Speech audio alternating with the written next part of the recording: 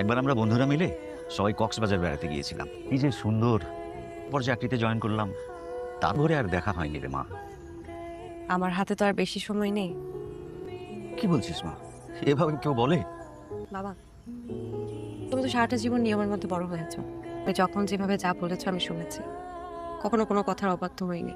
কি বলবি বল। আমি আর এই কয়টা দিন একটু স্বাধীনভাবে বাঁচতে চাই।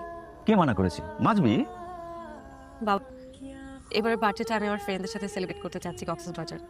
অসম্ভব, তোমার কোথাও যাওয়া চলবে না। বাবা প্লিজ। থামো, তুমি আমার বাসাতেই থাকবে। বাবা, তুমি তো তোমার বন্ধুদের সাথে কক্সবাজার ঘুরতে গিয়েছিলে, আমি কেন না বাবা?